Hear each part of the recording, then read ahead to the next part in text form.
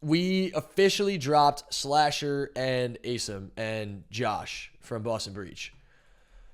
So I feel like I know a lot about this situation behind closed doors, so I have to be very careful with the way I speak. So, guys, I know a lot about the situation internally, and all I'm going to say is that there are three sides to a story: one side, another side, and the truth. I'm always focused on looking at the truth of a story and not leaning towards a side of a story. And clearly, all I'm seeing from social media is one side of a story. I'm not even seeing the other side of a story here. But the amount of guilt tripping I'm watching with the league is insane. Dude, at the end of the day, man, the results speak loud. The results speak loud and clear. We got dead last back-to-back events. We made a change. We brought in Asim. We got dead last again. What I'll say, like, I guess to Asim's defense is, like, he came into a team that got dead last, and he gave it everything he got, like he said. But this whole narrative of people being speechless, like, obviously that wasn't expecting this, pretty speechless about the situation. At the end of the day, I gave them all in a short period of time, and it wasn't enough for them to keep me for the year. Dude, this shit to me is so weird because, like, as a guy who's been around the scene since day one, dude, I built up FaZe Clan from the ground up to the absolute highest heights, and I got dropped on my fucking neck when I won an event. And I didn't even say shit like this after that. So I just feel like a lot of the pros in the league, not just Asim, but a lot of the pros in the league, just really need to humble themselves a little bit and, like, just be grateful for the opportunities they get, regardless if it's for a week, a month, a year. It's like when we sit here and we blame people for our shortcomings, the egos are insane to me, bro. I have a strong ego, chat. If y'all don't know me, I definitely have a strong ego. I have a very strong ego.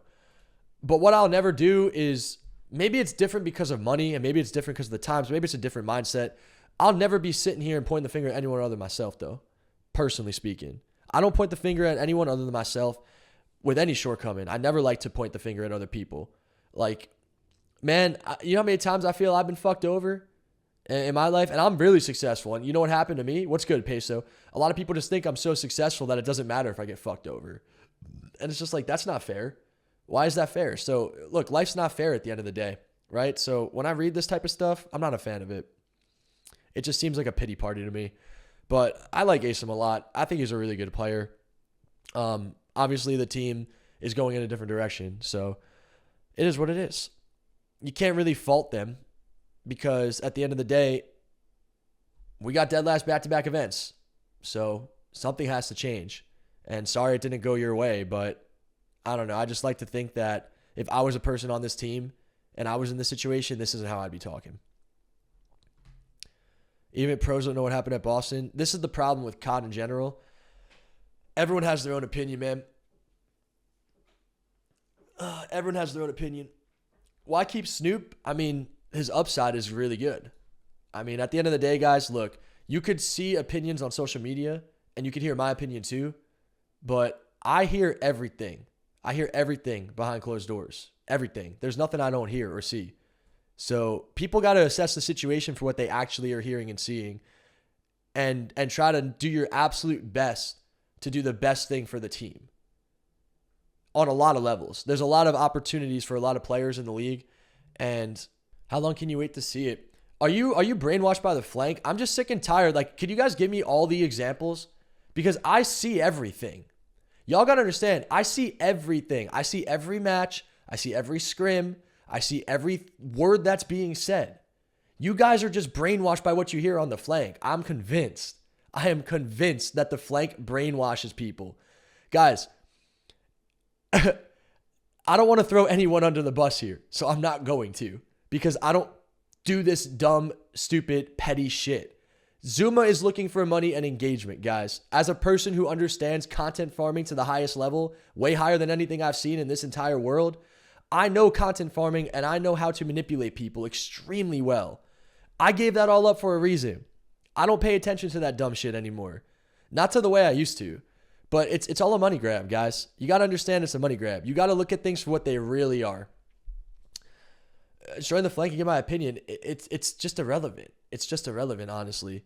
Like, the end of the day, look, if you think you're this good at COD and you come into a team and we're still getting the same result, give yourself some accountability as well. Don't make it all about how good you are and how amazing you are and how you gave it your all. Everyone's giving it their all, man. We all give it our all every day. Everyone's trying to do the best they can do. But again, I hear and see everything, guys. Like, I see everything. CDL organizations truly have zero clue what they're doing. This is interesting as well. So, like, I have a great resume. Can I just sit here and make my opinions on everything as well and, like, just shout them out? Yeah, I could. Fuck it. Like, I could say Octane's brain dead. I could say Asim, whatever the fuck, Clayster, suck my dick. Like, we could all say this shit. But the difference between these guys and me is that I just choose not to want to throw people under the bus simply because I'm 29 years old and I'm just trying to be a better person. I think that these people don't give a fuck. I think everyone's just trying to do it because they know they could farm content doing this shit. And I think it's all a content farming machine. Oh, let me just give my opinion and say, fuck it. Let's see what Gunless' tweet is, guys. This is interesting to me, too. This shit is so fucking hysterical. Like, 90% of the errors in the league actually fucking suck and wouldn't even win an event in challengers, let alone the fucking league, but I've done both. Shit's not even about skill anymore. Only how good of a cock you can suck. So look, guys, people suck my cock a lot, and I read through all the bullshit. Okay? I can tell you confidently, people suck my cock a lot, and I always read through the bullshit. I'm looking at the absolute best possible case scenario for the team. End of story. And I'm getting my dick sucked everywhere I look, and I haven't even had sex in over a year. So, like, people be sucking me off all the time, and I have to filter through all the bullshit to figure out what is the absolute best thing for the team. So what does that mean? You have to study and do a lot of work. There's a lot of things you got to do. What I will say for Pierce, though, again, do I like this tweet? Fuck no, I don't. Do I think it comes from a good place? I do. Because, to Pierce's credit, guys, look, there's a lot of things about Pierce, and this is how you got to, this is the thing about balancing egos, chat. This is super, super, super important. Balancing egos is super, super important. When you guys say all the things you say, he was frying, he was this, he was that. You were right. I hope you have a good day. Thanks, Billions. Soft little bitch. Do you miss your net? Whatever. Look, let me give you guys a really good example here. When I was in FaZe, we won. And I had this mentality right here. I thought the same way. Why? Because I made one of the greatest plays in Call of Duty history versus a dynasty to win an event. And it was the most viewed finals of all time. So what did that do to my ego? Pump, pump, pump, pump, pump. It inflated it really high. Really, really high. Hiroshima, you weren't around 10 years ago. I saw what happened. I grew FaZe to a very high level. I grew a YouTube channel to a very high level. And ultimately, that's what esport teams are looking for. They're not only looking for you to grow their brand, they're also looking for championships, but they're also looking for trajectory on how to make the absolute best brand possible on all fronts, like FaZe Clan, right? FaZe Clan did it. I was a part of that from day one. So I was a huge part of that from day one. It's not about who's the best or who's not the best. I wasn't the best Call of Duty player. I never claimed I was the best Call of Duty player. Never in a million years will I tell you guys I'm the best Call of Duty player. I'm definitely one of the better players. I've definitely had my fair share of success. And at the end of the day, I'm one of 49. I got a ring and a lot of people don't. And does that separate you? Fuck yeah, it does. Absolutely. I'm also the highest winning percentage player of all time. So yeah, I think when I speak, it should be respected. Now, with that being said, my ego got way too high. Way too high. And what did FaZe think about it? They didn't like it. So what did FaZe do to me? Dropped me on my fucking neck right after we won. So I was pissed. Really pissed. I felt like Gunless. I felt like Gunless, man. I felt just like Pierce, bro. I was feeling really, really mad inside. I was like, how could they do this to me? No one could keep up with Nadeshot other than me. Nadeshot's growing Optic. I'm growing FaZe. Me and Nadeshot are in a class of our own in terms of growing a brand. I'm winning championships for this brand. I put these teams together for this brand. I'm making my own content while putting these teams together. I'm making the plays in the finals to win. My content's booming. I got 500,000 subs on YouTube now. Nobody even comes close to 50K subs. On every analytic and measure possible, I'm winning on everything. And it's not fair to me that they're doing this. How are they going to drop me? It's not fair, man. Well, guess what? It fucking happened anyways. My ass got dropped and I got sent into the abyss of not competing for a very long time. And you guys saw how it affected me, right? What does it come down to? Ego, pride, and jealousy. Me and Banks had an ego conflict. He didn't like where I was bringing the brand's direction. I didn't like how he didn't trust me. At the end of the day, we all won. I won. Banks won. FaZe won. Long term, we all have to deal with the consequences of everything. No, I never won again. 10 years. Think about that. I went 10 years from that point on, making the best play of my life, and I never won shit. And who has to hold that? Me. Because what happened? I had opportunities to compete, and I didn't cash in on any of them. I didn't win shit. I had all these opportunities, and I didn't win shit. So I have to hold that. That's my thing I got to deal with, right? No one else's. So I get it, man. Pierce went through challengers for a very long period of time. He had really lackluster results for a very long period of time in challengers. And Pierce kept his head down the entire time. And I respect that a lot about Pierce. I really do, because it's frustrating for someone like him who's an MVP in the league, who has done so well and has done so many great things, for him to have to go into challengers and sit there for over 2 years, basically. This man was getting, not individually smoked, but in terms of results, getting smoked. And I saw his face after he'd lose. He couldn't deal with that shit, and he did the best he could to deal with it. And I admire Pierce so much for that, because he sat there and he held that shit. Just like how I felt for me, I had to hold that shit too. Pierce held that shit, man. I'd see him get top 16 event after event after event after event, and I'd see his face event after event after event after event. He didn't blame anybody. He wasn't pointing the finger at this guy or saying this guy costed me and this guy's the reason I'm losing and this is that. What did Pierce do? He sat back and he reset and he kept on going harder every single time. So now when I see Pierce tweeting this out, I feel for him, bro. I'm not going to say that this isn't deserved. I'm not going to say that this tweet isn't deserved. Now, do I like the tweet? I don't. Do I think it's a tweet that makes sense from the heart? Yeah. But when you do win an event the way Gunless won an event and you're not getting an opportunity in the league, and I can understand where this is coming from because I know a lot of the roster movement happening behind closed doors, I totally could relate to where Gunless is coming from here, especially if I put myself in his shoes.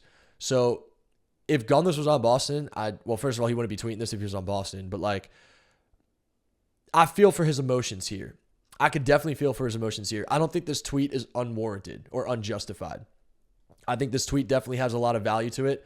I definitely think that there's two sides of this coin. Ultimately, I lean in favor of Gunless with this tweet, though. DiamondCon tweet, holy fuck. Okay. We got some LAG changes as well, I'm guessing.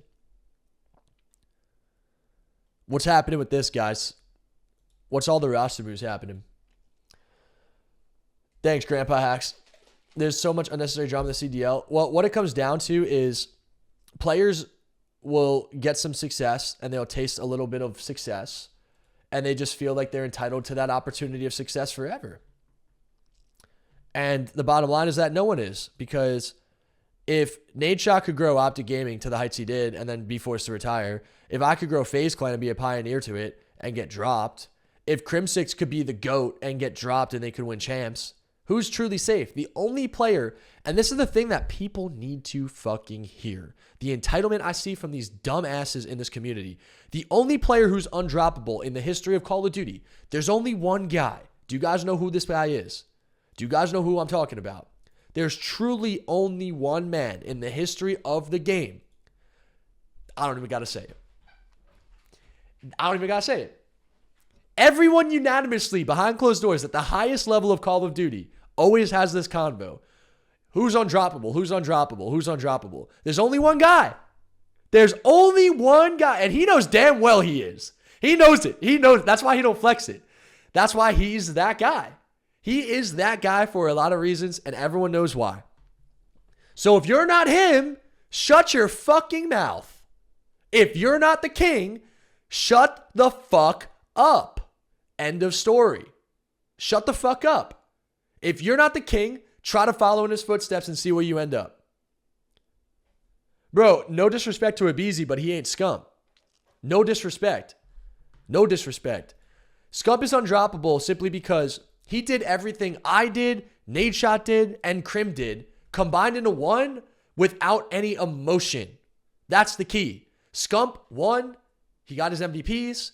He grew the scene. He grew his own channels. He grew Optic Gaming. He never fed into emotion. He performed well. He did everything right. And you know who's following in his footsteps right now? Peso, the one you just said, Shotzi. Shotzi's following in Scump's footsteps as we speak. So it just tells you a lot, guys. Scump's judgment is pretty good when it comes to some of these guys like Shotzi. I mean, Shotzi is that guy in real time. Everyone wants to be like that, right? And that's what you should be doing. You shouldn't be looking up to this type of stuff. When I see these types of tweets from Gunless or Asim or, Diamond Con, like, think about it like this, man. Would Scump tweet any of this stuff if he got dropped? Probably not. So that was always the thought I had that kept me straight. Obviously, my emotions got to me too, and I got my ass dropped too, because there's only one guy who's undroppable, the king. So look, if you want to be like the king and you don't want to get dropped and you want to be the face of the franchise and you want to be the most successful player of all time and get most of the wins and most of the glory and most of the money and most of the brand opportunities and the long-term success, then follow in his footsteps to the best of your ability, because he already shows you the path.